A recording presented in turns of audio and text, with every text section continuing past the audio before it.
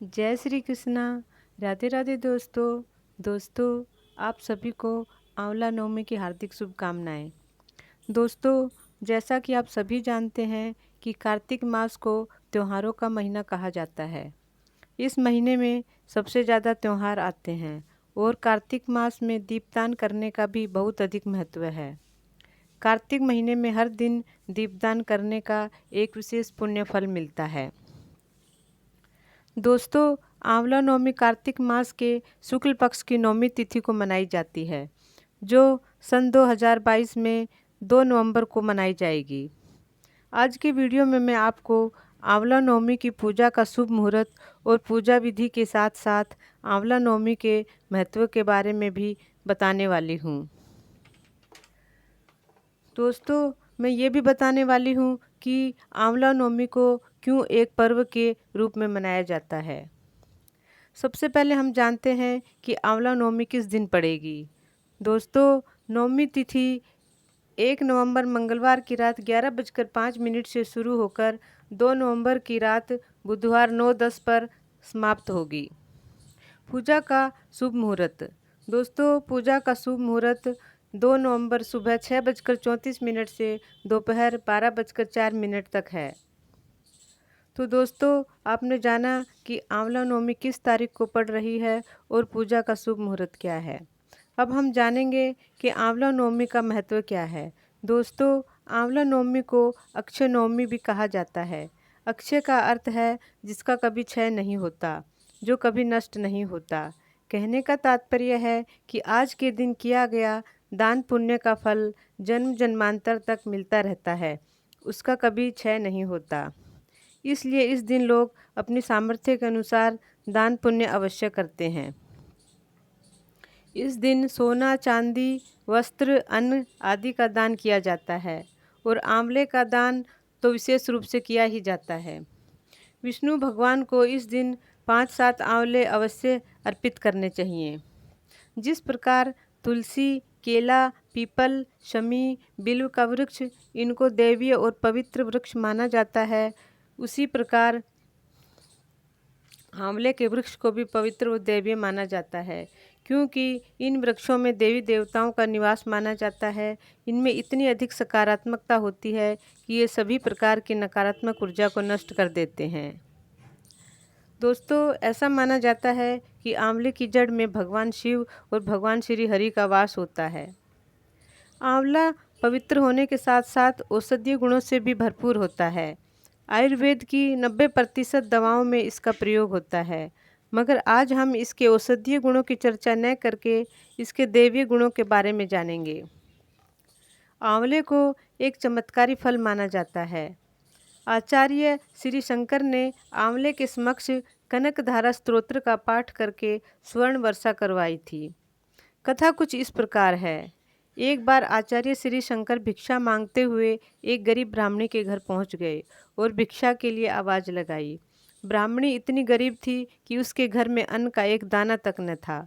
आचार्य श्री शंकर को गरीब ब्राह्मणी की दशा पर बहुत दुख हुआ और उन्होंने उस ब्राह्मणी से कहा कि तुम्हारे घर में जो भी कुछ है वही लाकर मुझे दो। गरीब ब्राह्मणी ने कुटिया में बहुत ढूंढा, मगर उसे कुछ नहीं मिला। ढूंढते ढूंढते एक कोने में उसे एक सूखा आंवला पड़ा मिला। उसने वही लाकर आचार्य शंकर को दे दिया।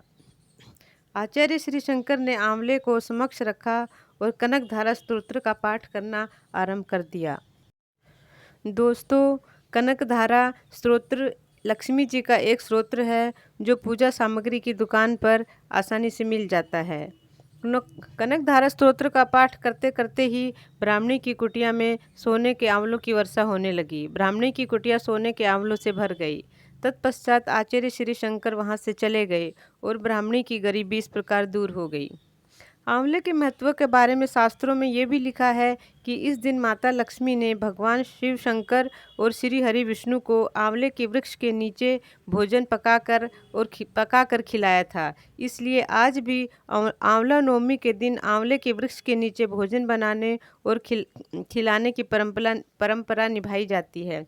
तो दोस्तों, आपने जाना कि आंवला नवमी के महत्व के बारे में। अब हम जानेंगे कि आंवला नवमी के दिन पूजा कैसे करें। आंवला नवमी के दिन पूजा करने की विधि क्या है। दोस्तों, जैसा कि मैं ऊपर बता चुकी हूँ कि पूजा का दिन और समय क्या है। पूजा 2 नवंबर को सुबह 6:34 से दोपहर 12:04 के बीच में ही की जाएगी। 12:30 से 1:30 तक राहु काल का समय है। इस समय पूजा या कोई भी मंगल कार्य नहीं किया जाता, क्योंकि राहु काल में की गई पूजा का पुण्य फल राहु और केतु ले लेते हैं। आंवला की नवमी के दिन आंवले के वृक्ष की पूजा की जाती है। पूजा के लिए आपको आंवले के वृक्ष की आवश्यकता होगी। आंवले का वृक्ष आपको मंदिर में या पार्क वगैरह में कहीं मिल सकता है। यदि आंवले का वृक्ष उपलब्ध नहीं है तो आंवले के फल ले लें। अक्टूबर-नवंबर महीने में बाज़ार में आंवले के फल सब्जी वाले के पास आसानी से मिल जाते हैं। और यदि फल भी न मिले तो आंवले के वृक्ष की एक टहनी ले आएं और उसे या तो मंदिर के पूजा घर में रखकर या फिर गमले में रोपकर उसकी पूजा परिक्रमा कर लें। पूजा सामग्री में रोली, हल्दी, फूल, अक्षत, धूप, दीप, कच्चा सूत और भोग प्रसाद के लिए कोई मिठाई या फल वगैरह ले लें। आंवले के वृक्ष के आसपास सफाई करके पूजा सामग्री अर्पित करें। शुद्ध घी का दीपक जलाएं और कच्चे सूत लपेटते हुए आंवले के वृक्ष की या टहनी की 5 या 7 बार परिक्रमा करें। प्रसाद के लिए जो फल या मिठाई लेकर आए हैं उसे आंवले के वृक्ष के नीचे अर्पित करें और बचे हुए भोग फल प्रसाद को सबको वितरित कर दें और स्वयं भी ग्रहण करें। अगर आपने व्रत रखा है तो व्रत की कथा आंवले के वृक्ष के नीचे ही बैठकर सुने। पहले समय में तो भोजन भी आंवले के वृक्ष के नीचे ही पकाया जाता था और खाया जाता था, मगर आजकल ऐसा संभव नहीं है। इसलिए आप घर से ही फल और पकवान बनाकर ले जाएं और आंवले के वृक्ष के नीचे बैठकर ग्रहण करें। आंवले के वृक्ष की पूजा करने से पहले थोड़ा कच्चा दूध और जल वृक्ष की जड़ में अवश्य चढ़ाएं, क्योंकि इस दिन आंवले के वृक्ष की जड़ में भगवान शिव और श्री हरि विष्णु का वास माना जाता है।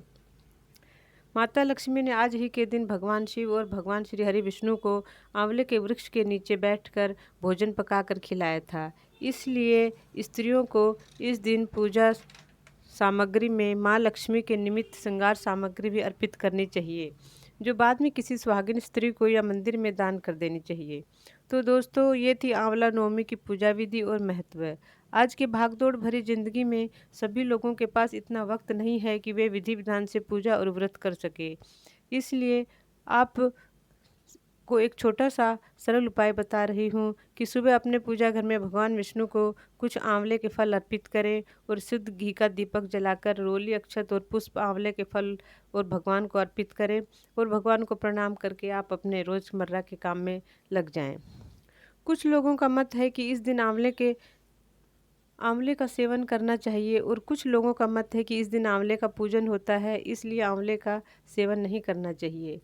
दोस्तों, ये आप पर निर्भर करता है कि आज के दिन आंवले का आप सेवन करें या न करें। मेरा तो बस इतना ही कहना है कि इस दिन कुछ आंवलों का दान अवश्य कीजिए।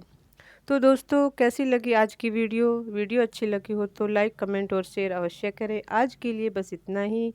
अगले वीडियो में फिर मिलती हूँ एक नई जानकारी के साथ। तब तक के लिए जय श्री कृष्णा, राधे राधे। दोस्तों, आपका दिन शुभ हो। वीडियो अंत तक देखने के लिए धन्यवाद।